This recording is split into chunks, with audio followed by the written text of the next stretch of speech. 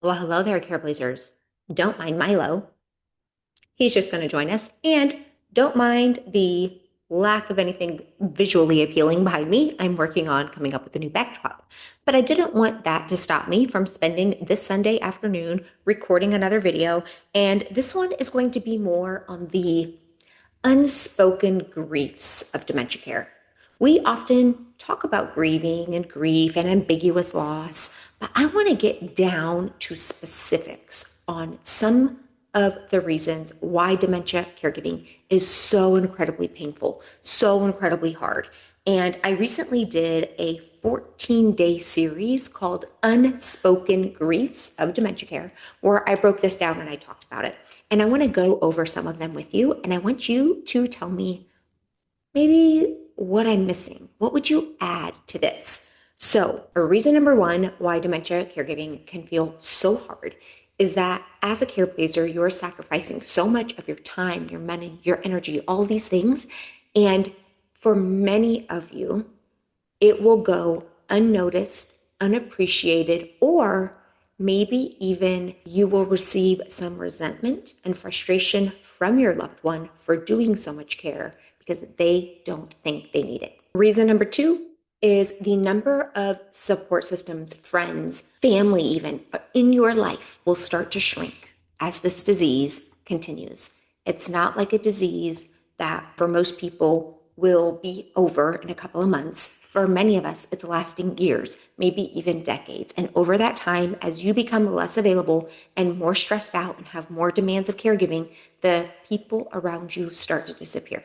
Reason number three is that no matter how much love and care you give to your loved one, no matter how amazing you follow all the treatment recommendations, no matter if you do everything as good as possible, your loved one will continue to decline. Your loved one will continue to get worse. There is no amount of perfect caregiving that can stop the disease from taking its natural course. Reason number four, realizing that many of our hopes and dreams for the future will not come to fruition or will have to be put on the back burner and wait. Maybe it was plans for you to go for a job promotion or to pursue a hobby or to travel. Maybe it was the plans you had together with your loved one to do those things together.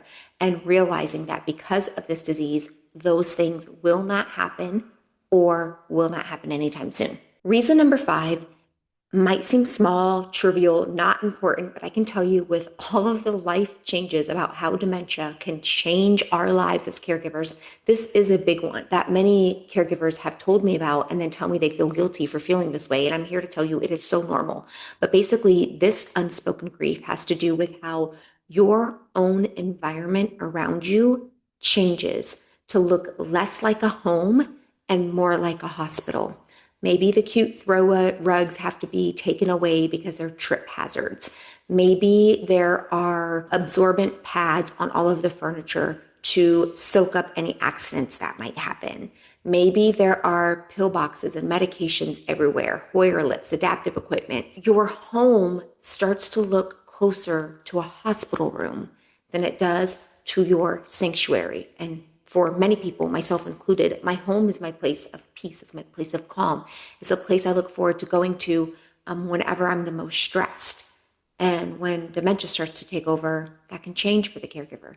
All right, the next unspoken grief of dementia care has to do with how other relationships that are important to you start to go on the back burner, maybe even a little bit neglected, and then how that puts a strain on you and that other person. So, in particular, this often happens for caregivers who are maybe caring for a parent, and then that caregiver's spouse is like, what about me? Or that caregiver's children are like, what about us? And it feels like to that caregiver, they can't satisfy anybody. They're trying to do the best they can to care for the person with dementia and to try to keep the rest of their family members happy, yet nobody's satisfied because nobody's feeling like they're getting everything that they want. Now, the next grief about dementia care is one that most of us will already be familiar with, more of what we refer to as that ambiguous loss. In other conditions, a lot of people talk about grief after that person has passed away. But in dementia caregiving, the grief can last for years because we are watching the person with dementia slip away before our eyes. slowly losing their capabilities, their abilities to do things that they have always been able to do. I remember watching my dad go from somebody who took such great pride in his appearance and his cleanliness and his hygiene to somebody who didn't even care if he was sitting in his own urine, didn't even care if his hair was grown out past his ears. For somebody who spent 23 years in the military and took super big pride in his appearance, that was really hard to watch. Careblazers watching their loved ones no longer be able to have conversations, no longer able to do the hobbies that they've always enjoyed doing. That is a different kind of heartbreaking level of grief. All right, now this grief rarely gets talked about. This is all about, for a lot of us, caregiving is really hard, and the person with dementia might do things that feel like they're being resistant or pushing back or just making our caregiving harder. And here's a big grief. Many times, when dementia caregiving becomes easier, it's because your loved one just got worse. When the disease progresses, sometimes some of those really challenging behaviors can start to go away or lessen and reduce in frequency. So I remember one Careblazer telling me about how his wife just always seemed to resist him and push back. And all of a sudden, he's realizing, wow, it's easier now. She's not pushing back so much. And then it dawned on him, oh, she's getting worse. So as things get easier physically for the Careblazer, they're getting harder for the person with dementia. That person with dementia is getting worse. Okay, I forget what number of grief we're on, maybe number 10, but this one has to do more with you.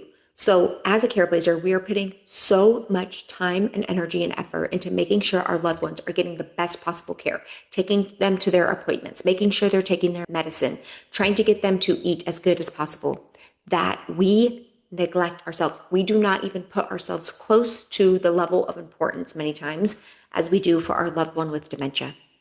And that means our health is going to suffer. We're not even taking our own medications or vitamins or following up with our own doctor's appointments. We're so focused on our loved one. Okay, this next one is something I resonated a lot with when I was caring for my mom and my dad. This one has to do with not only the grief of realizing, or I should say, the grief of watching other people in your life be able to live out their dreams, to do things they want to do, vacations, spend the weekends that they want, spend their day like they want, even if their day is just going to work and coming home. They didn't have to go caregive and deal with that. Like it's kind of like feeling like the world gets to live their life while we're in some ways stuck caregiving, like that kind of feeling.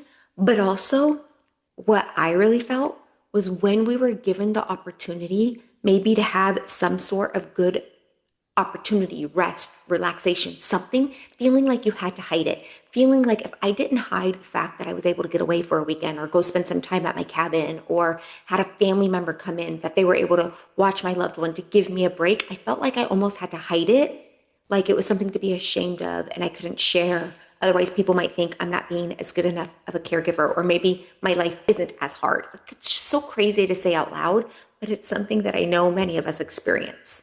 All right, how about this one? How about feeling like you're constantly on eggshells? You never know what's going to set off your loved one with dementia. One day they're totally fine with you saying or being or doing a certain thing, and the next day or the next moment they're not. And so we start to live in this like hyper vigilant, unrelaxed state in our own home where we're worried, what's the next big argument going to be about? What's the next thing I do unknowingly that's going to create a lot of stress? Oh my gosh, are you ready for this one? Okay, the grief of realizing for many people that the person they are caring for, sacrificing for, doing all of the hard stuff for, would never do the same thing for them. Many Careblazers are caring for somebody who would never do the same thing for them.